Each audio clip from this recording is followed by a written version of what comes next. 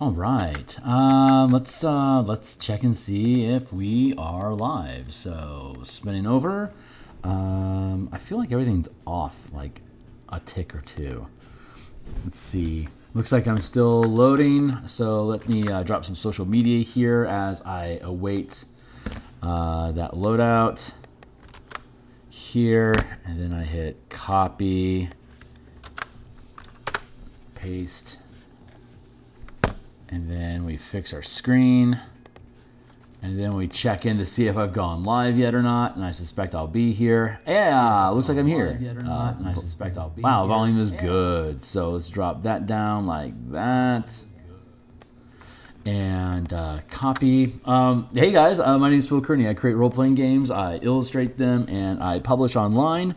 And I have been creating content. I'm creating a new adventure for the Eberron campaign setting using Dungeons & Dragons 5th edition rules that we'll be publishing on the DMsGuild once it is completed. So I've been running games in D&D since 1987. I've been using Eberron as my playing homebrew setting of choice since 2006. And I've been a freelance illustrator since 1999, and I've been creating content for 5th edition Dungeons & Dragons on the DMsGuild since 2017, but I've never published an adventure. So that's what we're in the process of fixing. We're going to put an adventure under our belt as a new feather in our cap for me to continue evolving as a game developer. So what you can see here on screen right now is the most recent piece that we've been working on. It's a dwarven sheriff in a small village in the frontiers of Karnath. Well, technically it's the heartland of Karnath, but war's kind of messed up where population sits. So the adventure is for 4 to 5 characters, level 7 to 8. They're going to be running around the Carnwood and Karnath on the continent of Corvair, fighting necromancers and undead and their minions, trying to recover or prevent an artifact or prevent it from wreaking havoc, and creating a permanent connection to the plane of undeath and things that go bump in the night. So let's see, I've got that taken care of, and let's fix my screen here. Yeah, I'm on the X Twitter platform, so if you're on X Twitter, you can catch the image I just posted here, as well as other times when I'm other stuff that I'm doing, coupons and events on the YouTube here. Like, subscribe. Hey, new subscribers! Thanks a lot, guys. New subscribers, like, subscribe, hit the bell icon to get notifications when we are live in the future. We are currently on episode 321 of designing this adventure. We created this book cover back around episode 40, which you can catch on the full playlist here.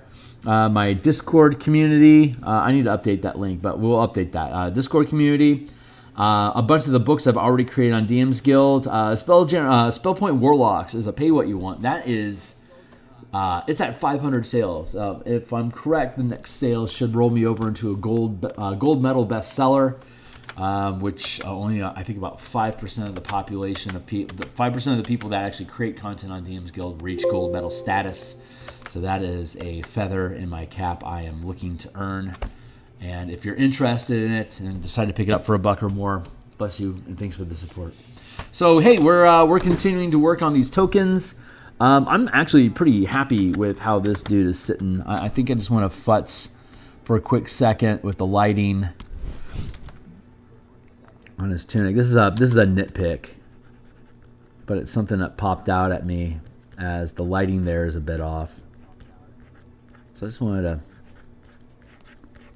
jump in here real fast and just futz with that because I can. There.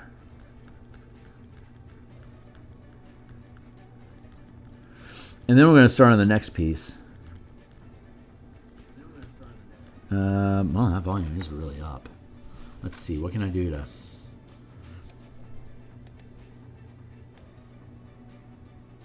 drop that to there. And drop that to... just a tick more, please. Thank you. Okay, that should be good. Cool. All right, let's keep at it. I'm going to expand this out to here, and I'm going to expand this out to here to smooth out.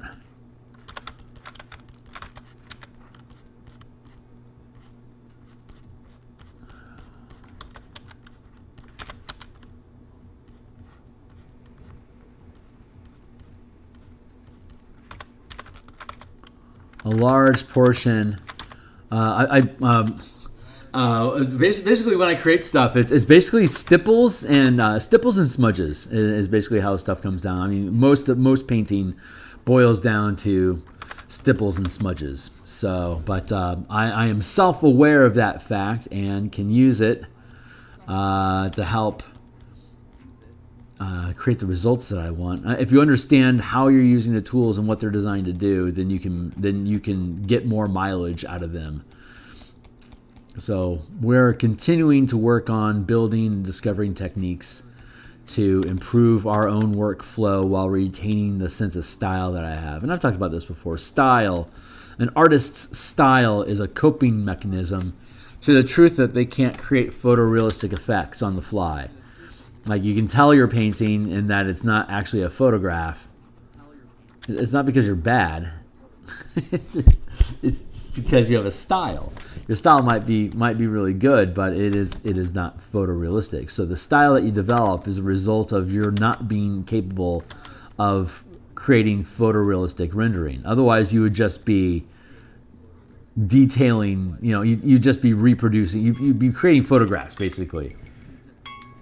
Take that off there. Let's bring this in here, and then let's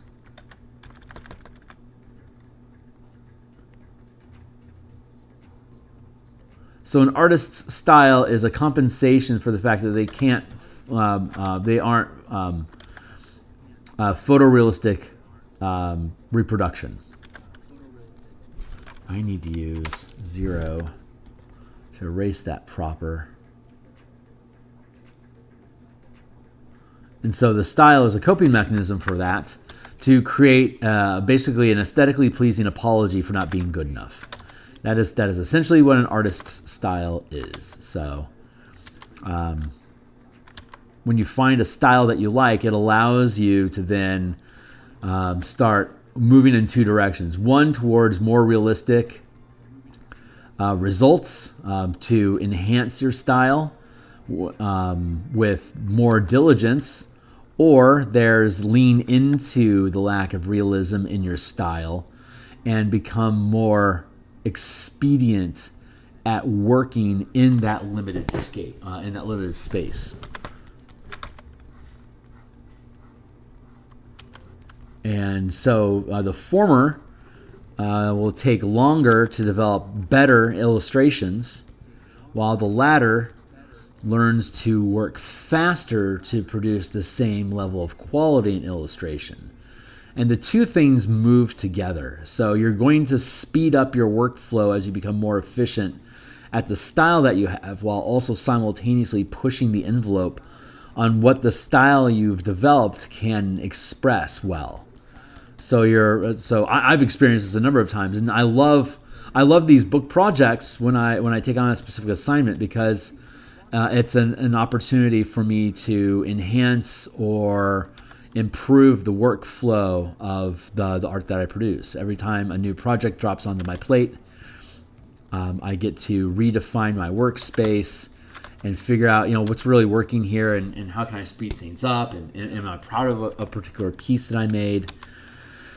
And for me, the bar just keeps raising. So like this would have taken me a lot longer to produce a couple years ago than what it did yesterday. I can render out an illustration like this in looks like about 4 or 5 hours at this point, which is, it used to be 15 hours to create this level of quality.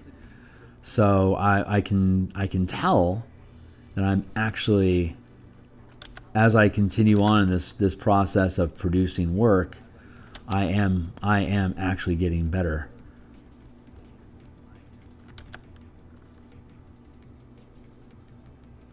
And art is such a great method of receiving that reward. It's not immediate gratification. And some people try to shortcut that gratification circuit by posting on social media to get praise from external sources, your peers or the group around you that are observing what you've posted. But that doesn't create a strong enough level of satisfaction to sustain you to become stronger. It's a nice fix, but it's just a fix. Here, let's add that in just a touch there. And add in some lighting here, here, and here, just to get those highlights looking good. And then I want to bring those over to here.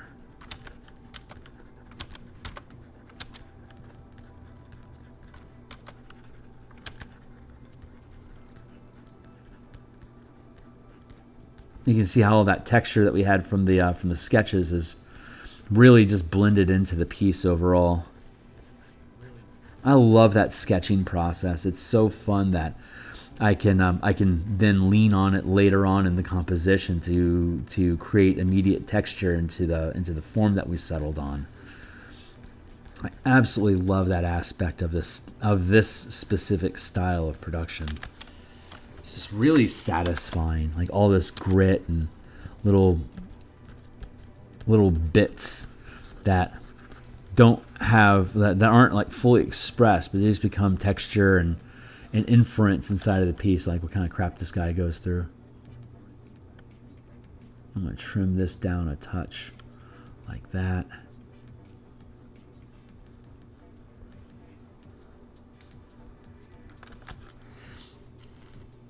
There, that feels real good. All right, cool. So this dude is officially done.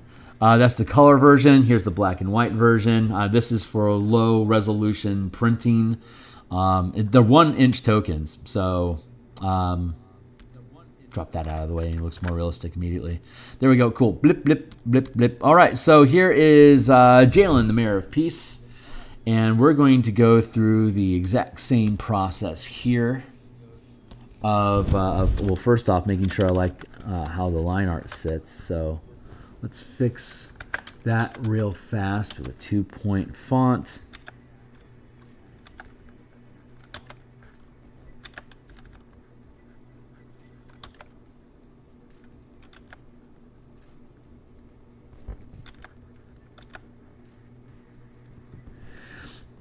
Here.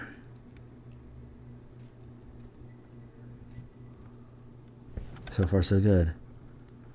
Just want to clean up those little tags, the little line tags that march in together.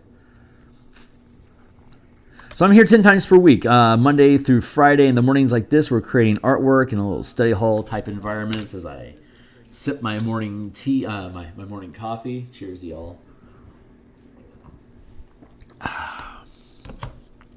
And then on Tuesdays and Fridays, like yesterday, well, typically on Tuesdays and Fridays. Yesterday it was Wednesday instead of Tuesday this week because of circumstances. But I have a lunch stream where we're doing design work in 2024, building martial options, the martial power system, which is an alternate magic system for martial characters to use to have the same array of options and adjustable. What's the word I'm looking for? To provide the same breadth of options for martial characters to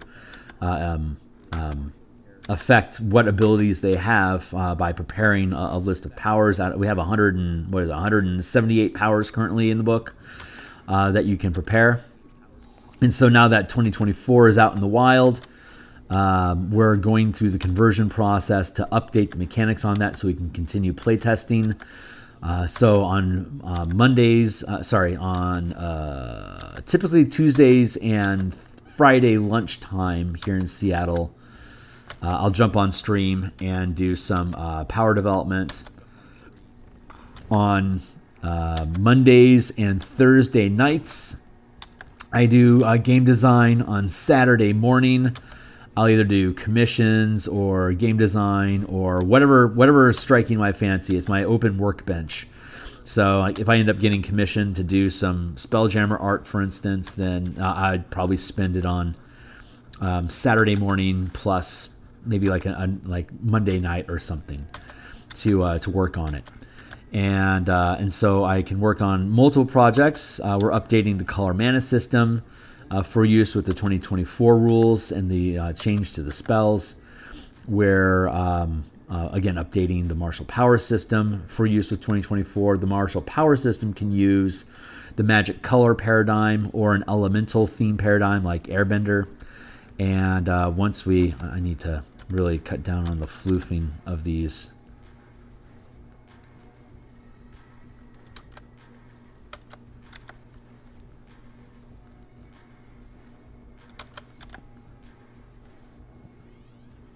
Got to think about your folding theories.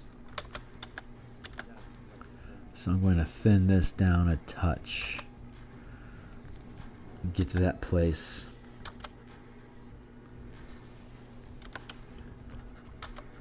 This is going to be a fun piece to blend. There we go. Here, and then there's a bit of an echo still.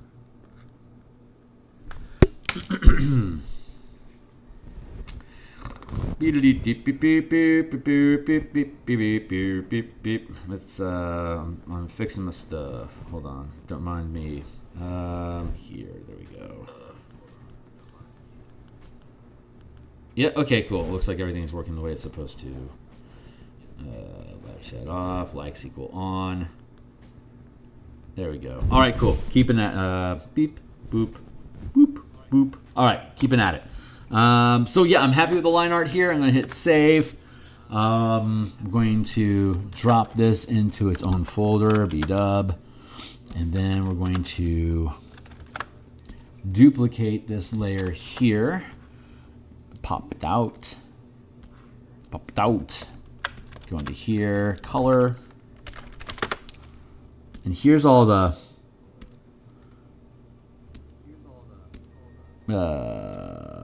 previous bop.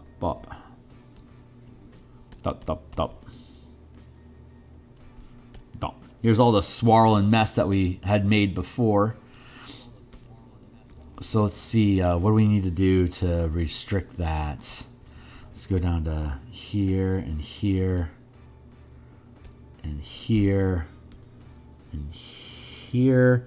That might be enough texture.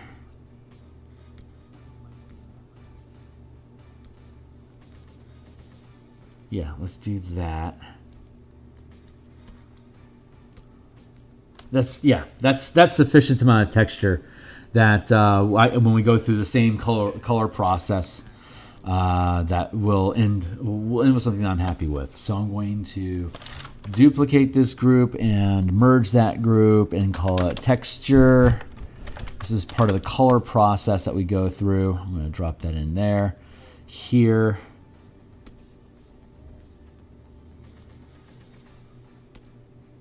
There. So that's ultimately where we're going to end up at.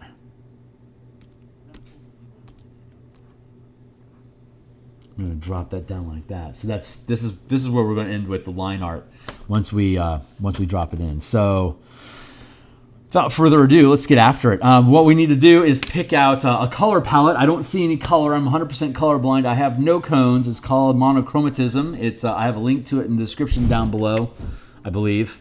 That explains like what color blindness and stuff like that looks like. Find out more about monochromatism here. I have no cones, so I'm legally blind. Cones control both color as well as resolution. So how do you paint in color? Well, you reference a lot. I'm old, so let's. I remember Safety Dance. And hold on, I need to further adjust my volume there. Yeah, let's see. So let's go to the images here in the Safety Dance, and this is all the color palette that I'm probably going to need from this. So let's open this image in a new tab. Yeah, there's. I wanted Jalen to be blonde. I wanted these a vest. This is pretty much exactly what I was thinking. So we're going to copy this. If you don't know Safety Dance, that's men with hats. It's or is it men without hats? Shit, man, I don't know anymore. Let's go reference. So here's how the magic happens. First off, let's make sure this shit can sit on screen. These are 1 inch. These are this is a 1 inch space. These are just little character, like very minuscule character tokens. So we don't need a high level of detail with these things. And there we go. This should provide us with all of the reference information that we need. So let's see, the same process as we used yesterday. Let's start off with we're going to start with a base tone for the flesh. We're going to call this layer skin. And so we start off with a neutral spot here, and then we look for shadow here. And then we find a highlight. Let's grab a highlight off of her there. And then you can see up here in the corner, the RGB up here. You can see how bright that is. So if we're doing this well, yep, it flushes out. It washes out a little bit at the top end because she's further back on the page. She's further away from the camera than this guy is, so that's going to cause some desaturation. But let's see. Yeah. Let's actually just keep that. There. So that's our flesh. So I can just go into here and blip this in. Not a lot of skin showing on this character, so this won't be extensive.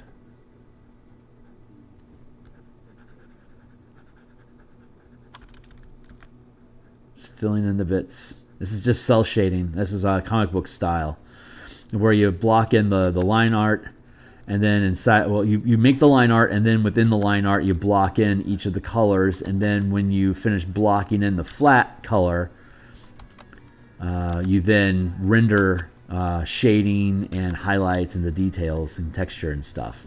And like I just showed, the previous sketches, all the sketch art that we use is what I'm using for to do a lot of the work for the texture. So I don't have to actually. I've actually the preliminary sketch work that I do on each piece becomes the back end texture for that overlays the color to help add more grit, texture. So that's the skin, and then we're going to use the blonde here for hair. So let's grab a mid-tone like that.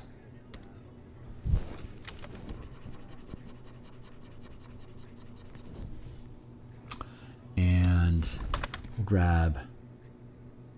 Oh, that's a good mid-tone right there. Let's grab that. And then shadow back in here. There. So you can see again up here in the RGB, up in the corner, we have bump, bump, bump, a yellowing. Not bad. So we can use this as our base. That's a lot darker than I need, but the highlights will do a lot of work for us.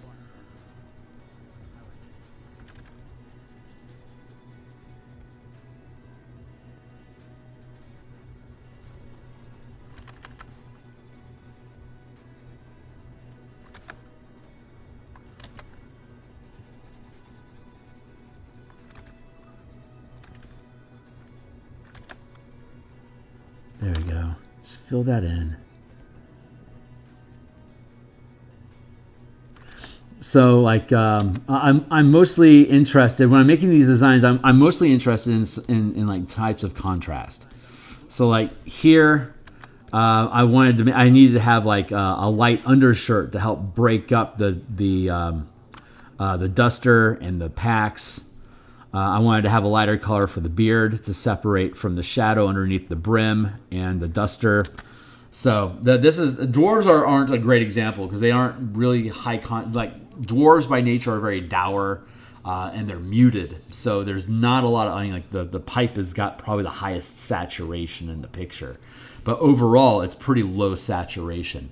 So in contrast with Jalen that we're working on, I'm going to want to have more contrast, brighter saturation, because the two kind of play off of each other with different personalities. Jalen's very open and thankful for the team's presence and very forthcoming with the information, while the dwarf is more receded, more reserved and suspicious and cautious of the characters when they arrive. So the two play against each other, and you can use influence and study actions to notice differences in their personalities as you're engaging in the adventure.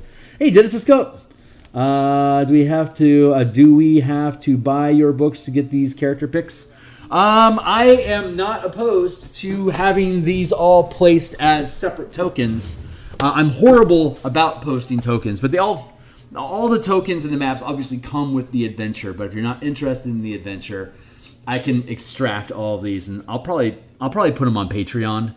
The way that I'm thinking about doing stock art is load it all up as a per purchase on my Patreon. Maybe if I can set up some sort of like a 25% discount for people that are members of my Patreon to get a discount, and then anyone that has $1 or more as a Patreon subscriber would have unlimited access. I believe that's how Dyson and a number of other Patreon creators is. Here's the artwork. If you buy it, you can use it for yourself. But if you want to put it in books, then you need to be a $1 subscriber to my Patreon. And while you are a subscriber, you would have unlimited commercial rights to use those whatever images you purchase over and over again. Drop off my Patreon. You no longer have licensing to use it. So it's a pretty straightforward, easy, very low cost means of being able to have commercial licensing rights to my stuff, which means I will need to start taking everything and dropping them onto my Patreon for people to purchase. So that is the intention. I'm still figuring that stuff out. So be patient with me, and I'll get it figured out. Here, thanks for being interested. Yeah, I've really enjoyed. I love creating. I just love creating art. Let's go with shirt next. And here I can drop Safety Dance off the screen. Where do I want to be? Here. So let's grab a base color, which is about, it's about here.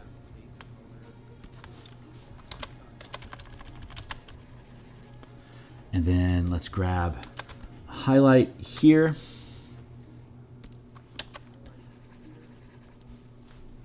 And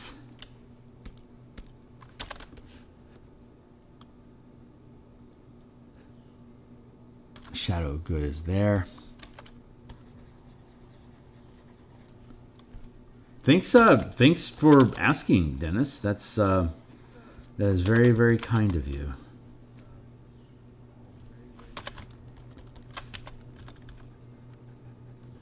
Let's do like this.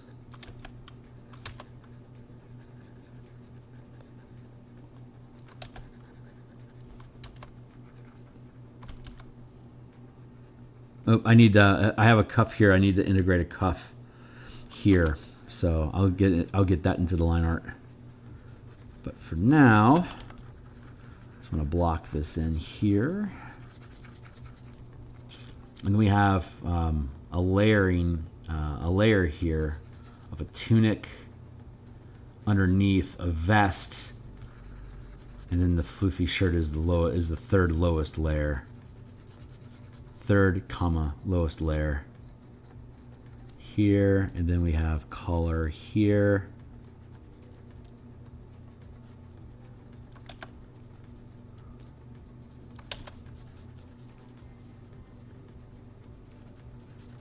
Blocking it all in.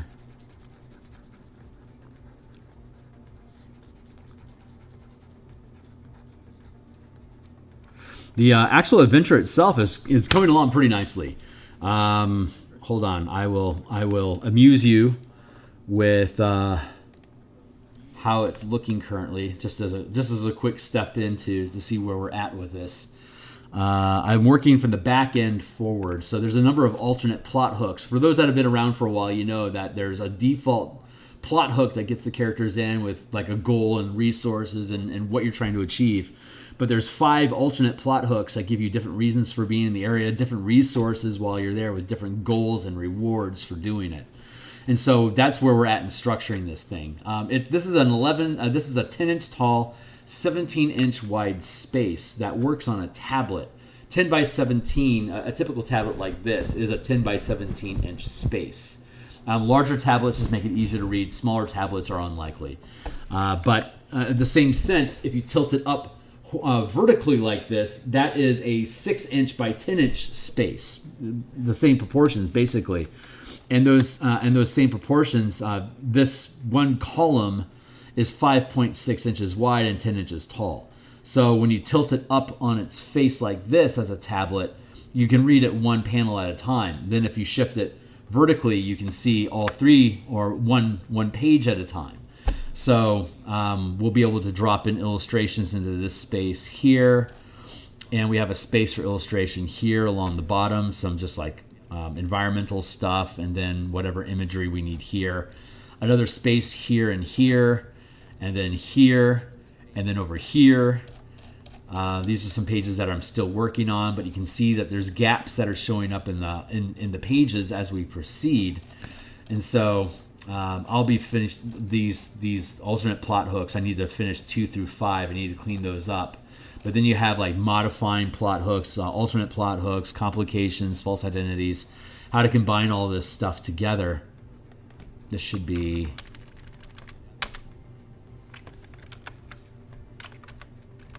there, like that. So you can see how all this, like there's space here, like all these ideas are self-contained in one column. So as you move through the book column by column, you're getting separate little pieces of information that are self-contained, closed thoughts. This is, well, in this instance, we're looking at like here's the mechanics of structuring blended plot hooks, and then here's an example of how to blend that plot hook. I need to put like example up, example will be here. So like each of these are self-contained thoughts. And so as I put in illustrations, the illustration can refer to whatever's in that column or the columns directly surrounding it. Like the illustration spot here and here can refer to either this column and this column, or this column and this column, and each of these little corner pieces.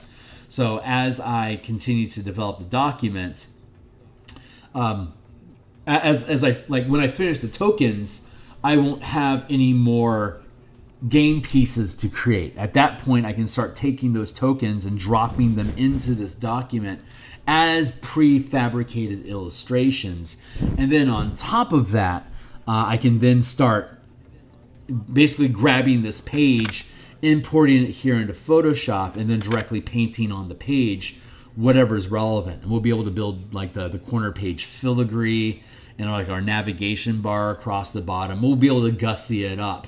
And if you were here for me building the Spelljammer Combat and Exploration book, you saw me going through that process of, in the mornings I'll be doing page illustrations instead of tokens and maps. But the tokens and the maps are page illustrations.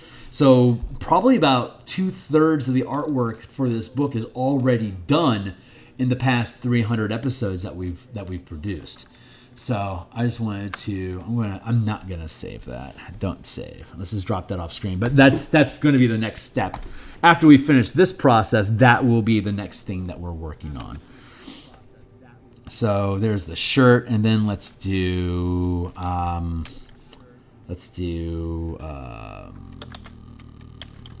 skirt. And then we'll jump into our references. And I think I want to use, let's see if I can just use this motif in general. There, burp. shirt. We'll call it pants. Lack of a better word. No, I can't do it that way. I see it immediately. I think what I need to do is here. Let me pursue this thought. I could be wrong, but I'm looking at how am I separating the contrast between different pieces of clothing. A good way to fake brightness is through contrast. Like the dwarf doesn't have a large degree of contrast on its form, but that's a very dwarven way to be. So that's good narrative there. But here I want to have more zazzle, you know, more flair, more outgoing personality, more attention. So more contrast and more saturation is a means of achieving that. So we're going to drop this in here. Sometimes I feel like I'm just kind of word salading at people until a sentence sticks.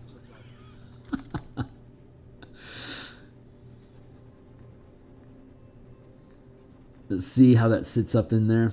I need to have a lot of contrast in here to make that work proper.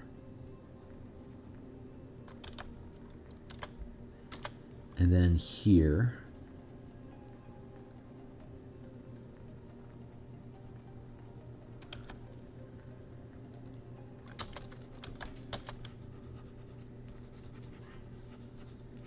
And I can sharpen those bits as I need. Okay, cool. So that's good. We're going to go with, we'll call that doublet. And then we'll put some pants on. The pants, I think we're going to grab probably from over here.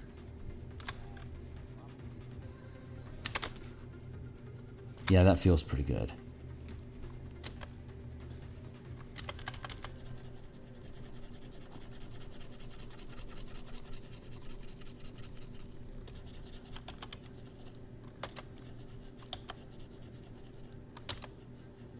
Squirrels are screaming at each other this morning, I tell you what. There's that. And now, doublet, and now vest. Vest. And we'll grab that off of here. Yeah. We've got like this reddishness. I think I'm pretty good with that. See, there's enough contrast between the different pieces of clothing that they all stand out from each other, even though some of them have fairly similar colors. Their grayscale is all drastically different, so it still jumps out as contrast. I know this, the philosophy of it, even if I can't see the colors myself. I know the psychological effect.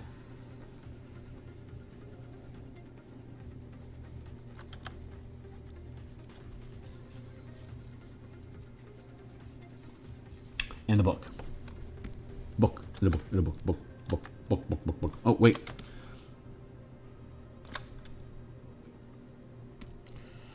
Waist, and then bibs and bobs.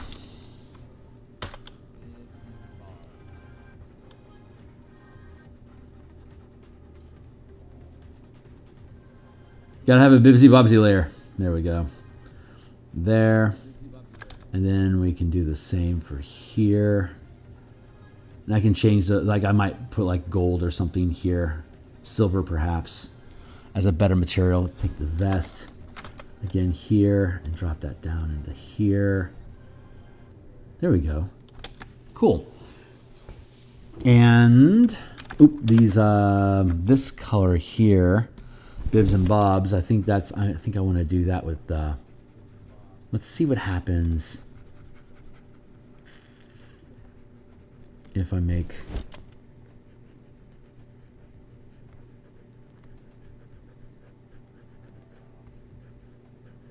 like that. And now I need to deal with the book. What is it?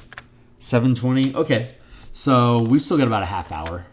Let's go find a book real quick. Yeah, book. And images of a book.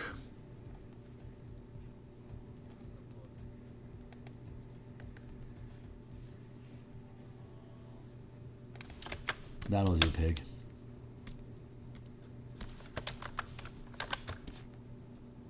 Ooh, very red book.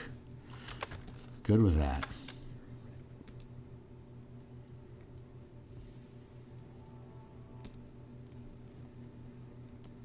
Bibs and bobs and then books. Book.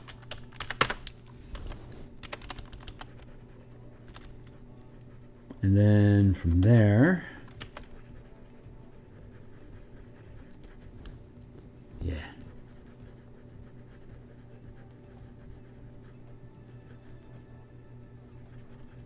And then we'll do the page color.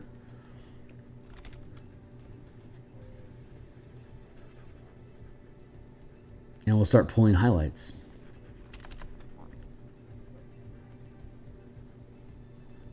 And then the rest of the characters, the villagers, are going to be far more drab, less interesting. The less important they are to the adventure, the less interesting you want them to look.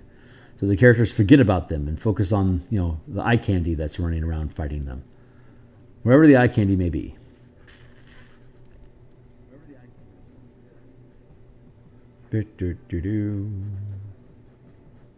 There.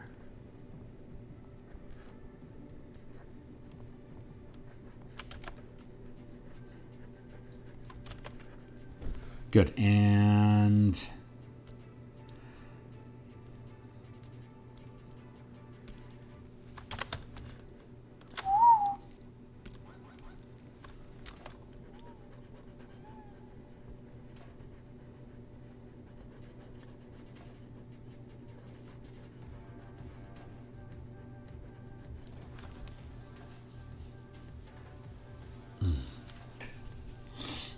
I need a swig of water.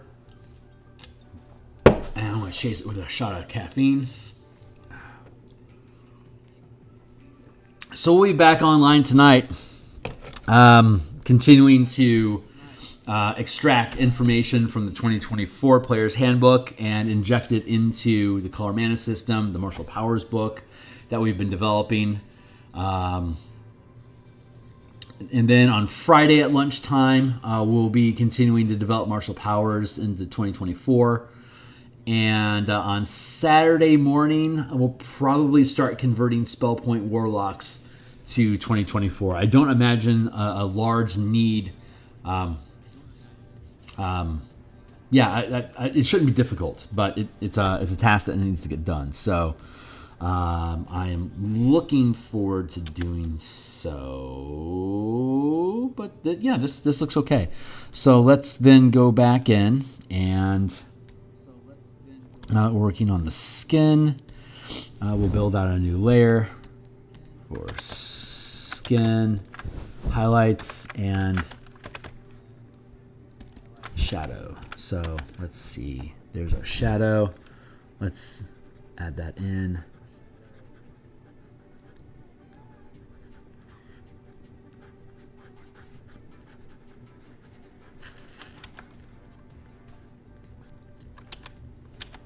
I imagine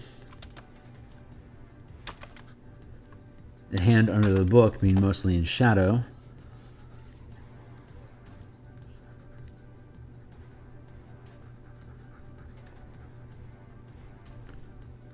While the rest of the hand isn't.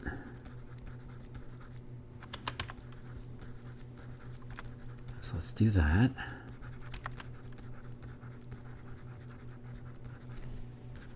And then work on the blend here.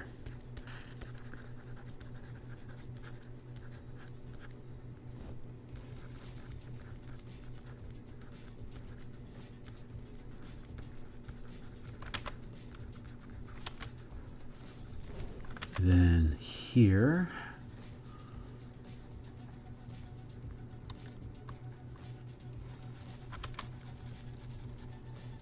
I'm keeping the facial expressions very simple here on purpose. When we come through and color everything, we'll be able to add in a little bit more detail.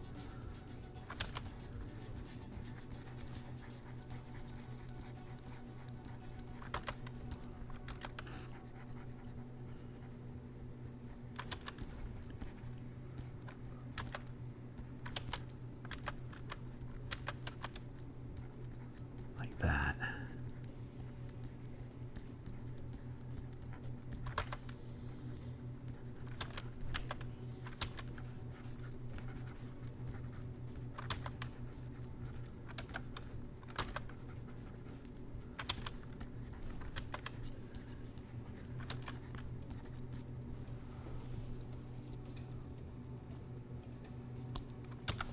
And then highlights. Let's put a little bit of highlight on the nose, and a bit on the cheek, along the edge here.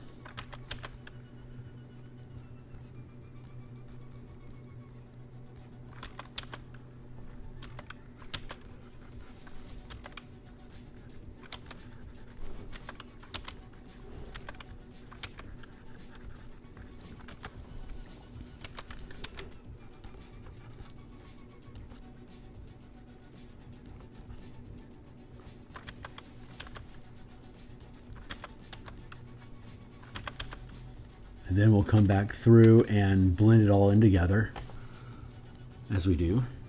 But for now, I'm pretty happy with that. So let's go with skin.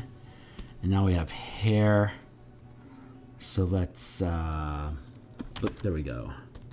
Shadow, highlight, hair. We'll go with the shadow first. The shadow is already mostly in place as it is. But let's drop a little bit more in here, just to really drive home the fluffedness of this all.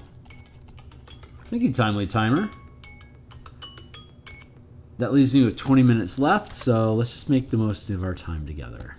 I'll be back tomorrow morning, and we'll finish this and then continue on with the other tokens. And we have, after we finish these, we have a set of, so this will take care of the villagers. We'll have a set of, we have 4 more lab assistants or like alchemists to create tokens for in the laboratory. We have a few gatekeeper, barbarian, and druid warriors that I want to do some illustrations for. Church of the Silver Flame scouts. Yeah, a couple more different NPCs that are going to flesh out the place. And once we get those all finished, then what will end up happening is we only have like maybe another week or two of doing tokens like this.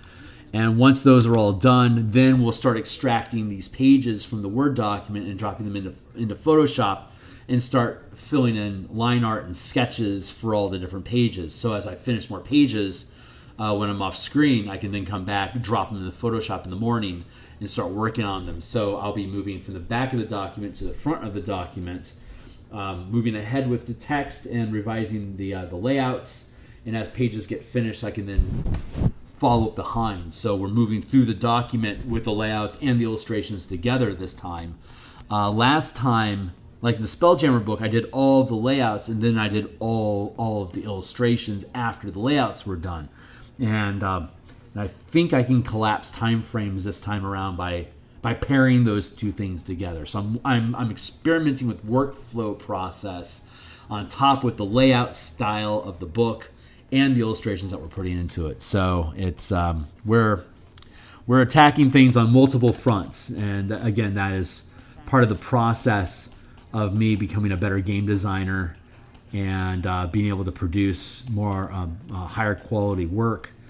And all of this, of course, is with the goal of me eventually getting into Kickstarter projects.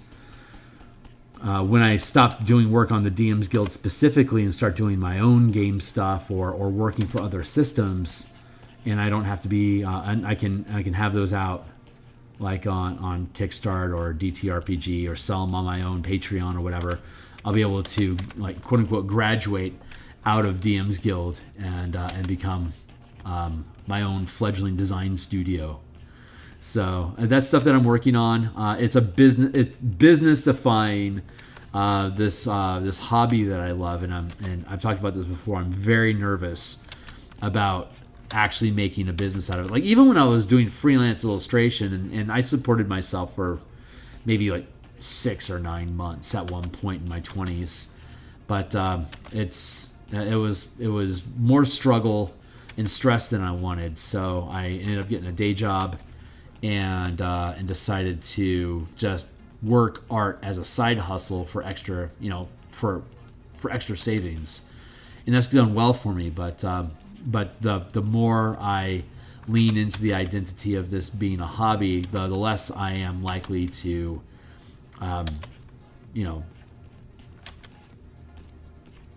make products, make products out of the art. That's what I'm trying to say.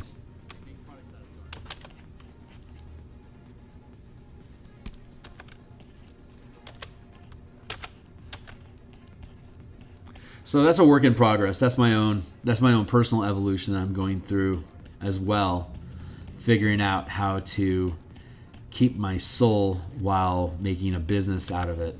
It's a trick. It's a tricky trick, and we're going to come back and we're going to play with those highlights. The outline really disrupts the idea of blonde, right? Because it's such a hard line, it darkens the whole piece. So once we blend the line art into the color, will erode the line art so that it makes the hair's texture better. Hair.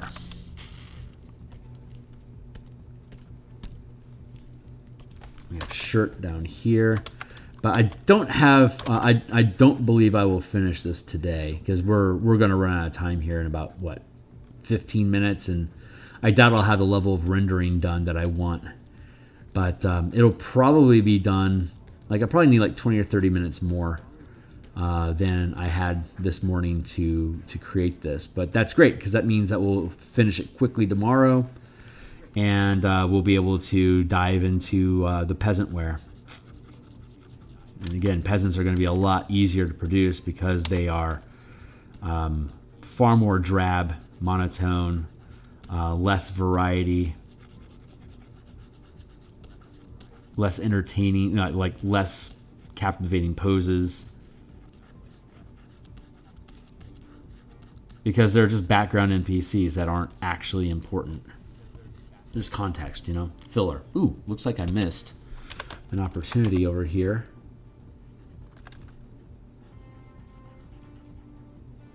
To fill that in. Good.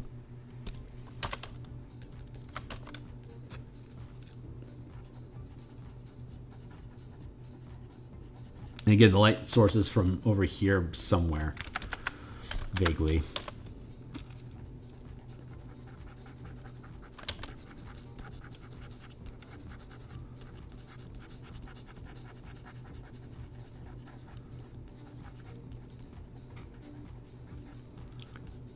There, like that.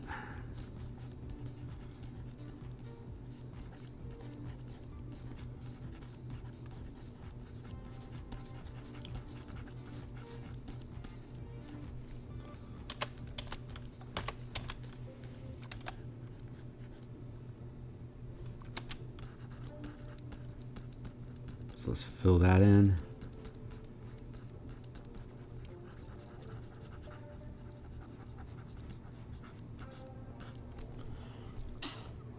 And then let's take our highlight layer here.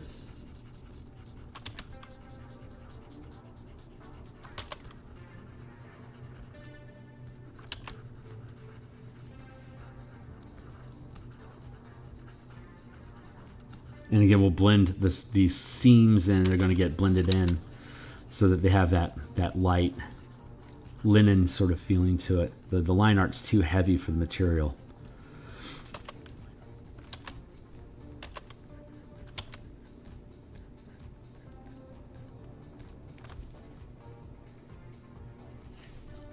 That's fine for now. Oh, no, it's not. Sure. I need to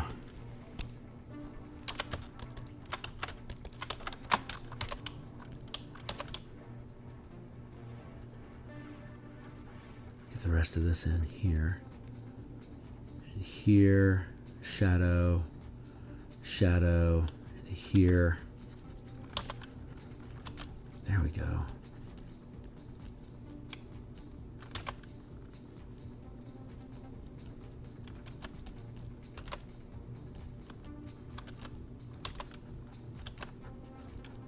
Here.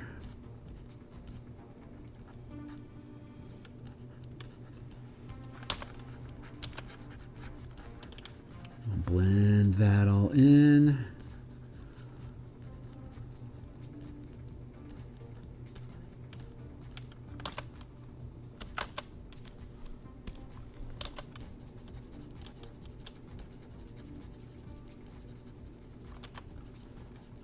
And then blend that in like that.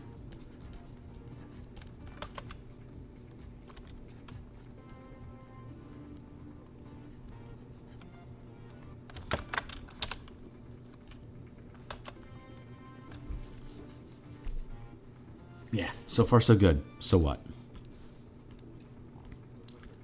Shirt, and now pants.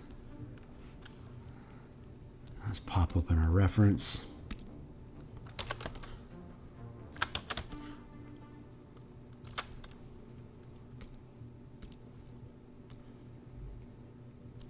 Pants.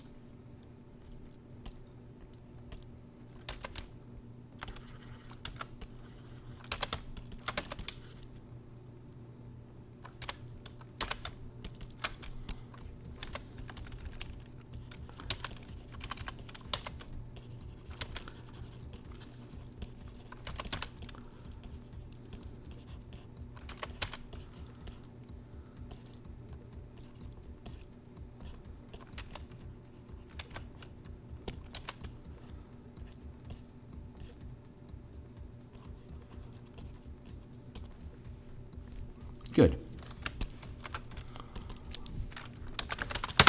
Pants. Double it.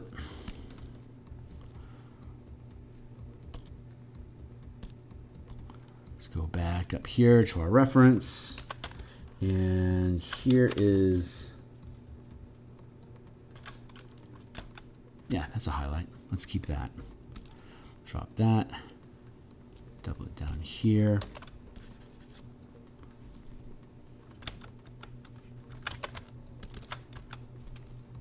Let's push that up a bit more. I'm going to push it into more of a purpley space.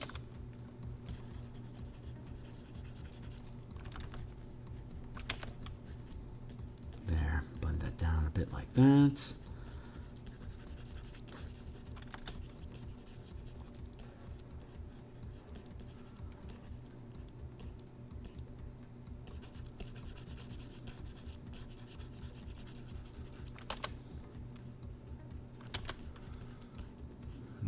That.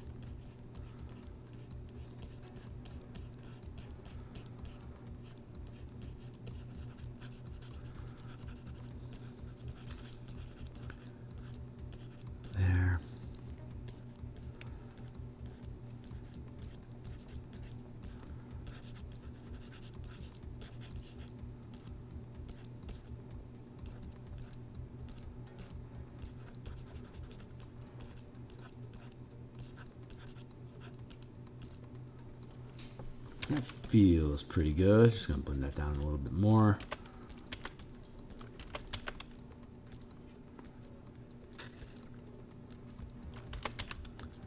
There. That feels pretty good. Double it.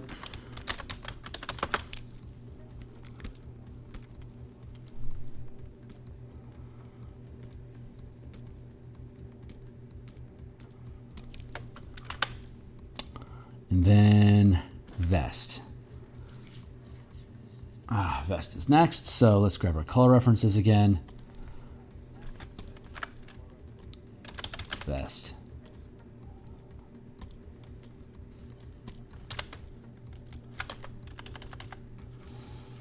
Vest base, and then references. Here's the vest. So let's grab a highlight here, and then a shadow here. Everything goes right. Those should all line up. Flat, burp. There, there, there.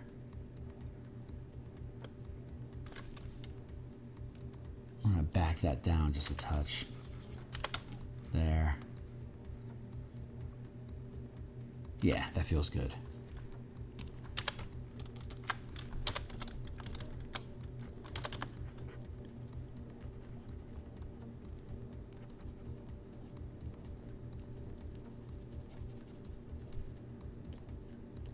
Fast, fast, fast, fast, fast, fast. Fasty bits. Fasty bits.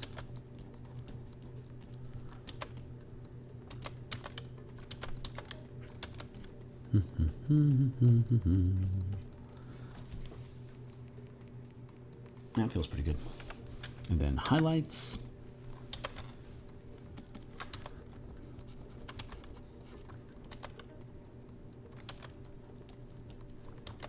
Along like that.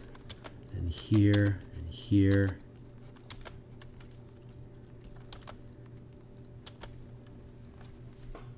That feels pretty good. And then, what is this, bibs and bobs? Yeah.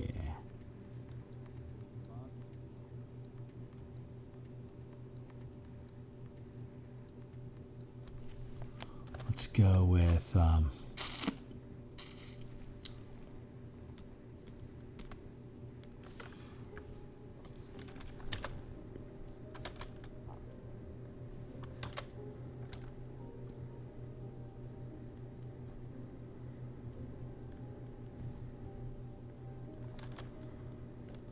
like that.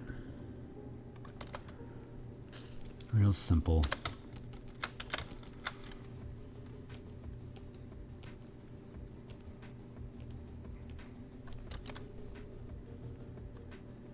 A little bit of highlight there, a little bit of highlight here,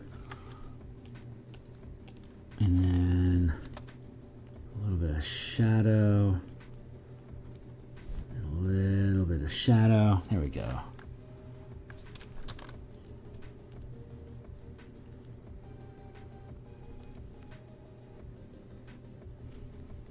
There, that takes care of bibs and bobs. And then we have the book.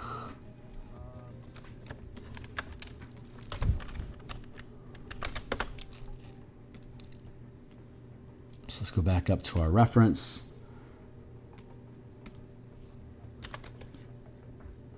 Shadow. Highlight.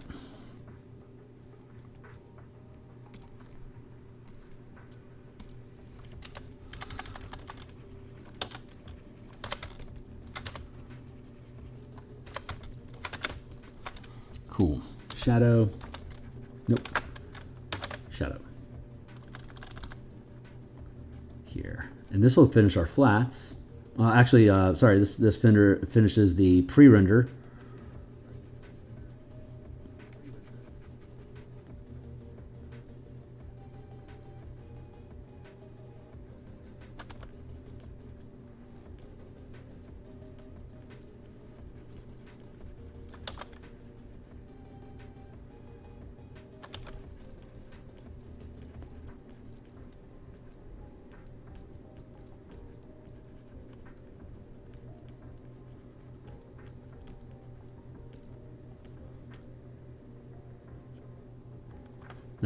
That line is a bit off. I need to fix that. Oh, geez, we're at 7:53. Okay, cool. So we're going to park it for now. And when we come back tomorrow, we are going to blend this all. Here's the texture that we have. I think I can do...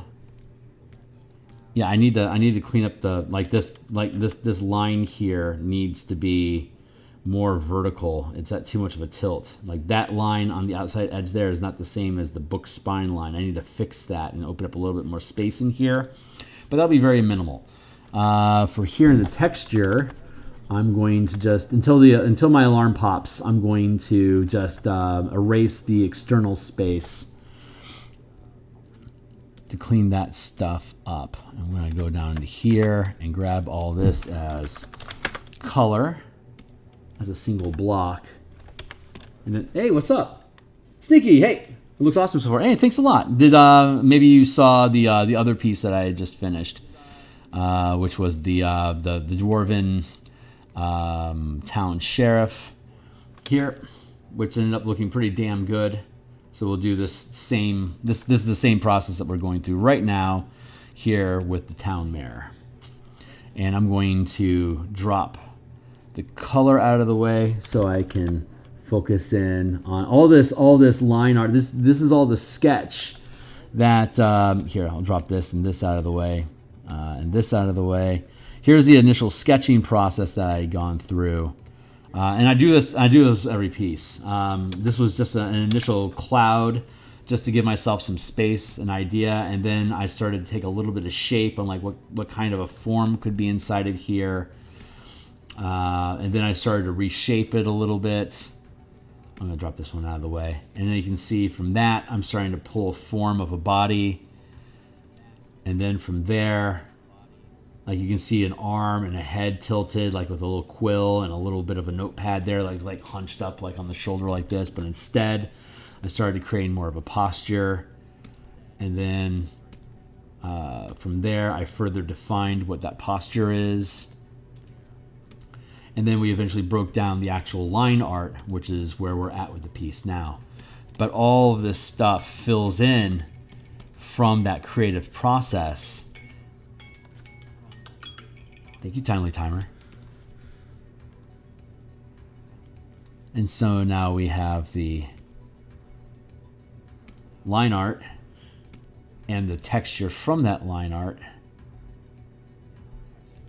So my alarm popped, but I'm just going to take another few minutes here just to erase all the excess lines. And so when we come back tomorrow morning, we'll finish rendering this and we'll start in on the next piece. And this is where we're at. I did want to fix this while we're here. This line is wrong. It needs to be like that. See, this angle matches this angle. That's what we need to do. And then we'll drop in our color again. We can see that the book color is no longer appropriate here. So we'll get rid of that. And we'll go back to it should be the shirt layer here.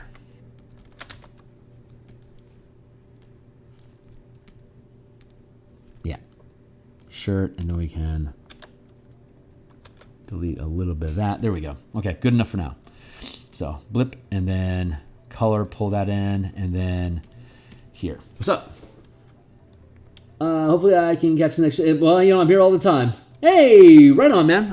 I create D&D games. I illustrate them and then I publish them online. So you can check out my channel. If you're a role-playing game enthusiast, you might find some of the conversations interesting. Certainly a lot of art and map making, the thought process that I go through in building these things. A lot of raw design work and philosophy that goes on behind it. If these are things that are interesting to you, great. If you're just here for the artwork, do a shitload of artwork online. Sketches, objects, creatures, environments, whatever it is, monsters, whatever the particular task at hand is at the moment. I do as much of this, like as much of the process online as possible, because a lot of people don't know how this stuff works. So having an ongoing demonstration of how to produce it is useful, I think. And B, for me, a large motivation is because these projects can be real, like some of these projects I make are like 75,000 words, like they're full novels, and then you illustrate them all, and they're all half technical document because they're games, and narrative pieces because that game tells a story. So there's like a lot of elements that are happening at the same time that need to be weaved together to be able to create a cohesive final product that people would be willing to invest in purchasing for entertainment. So that's a large, heavy, daunting task. And if I don't jump on and stream, Sunday's my day off, but otherwise I stream every day when I can, because it just helps instill momentum and keep me moving forward.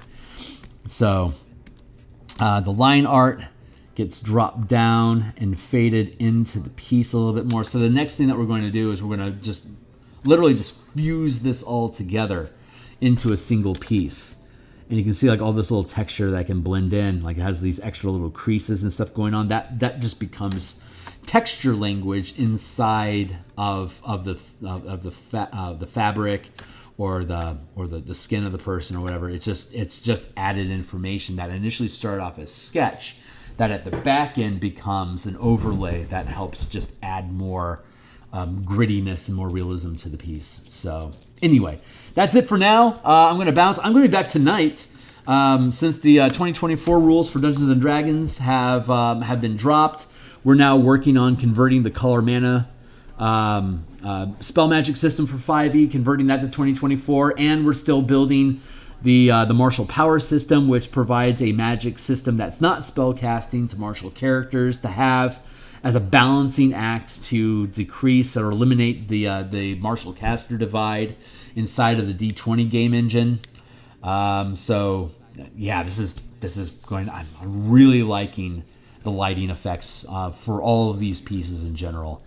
So we'll talk more about potential pitfalls, stumbling blocks, and benchmarks I need to look for as the project proceeds. We'll do that next time, which will be tomorrow morning. I'll be back in about 11 hours ish, maybe to work on more game design tonight, and then we'll be back in about 22 and a half hours tomorrow to continue working here on Jalen and the rest of the peasants. And so like, subscribe, bell icon, notifications, check out my Discord, check out my books. If you like them, buy them. Join me on Patreon. It's $1. It gives you preferential seating for playtesting, which will begin again in October. And that's it for now. So see you guys in a dozen. Cheers.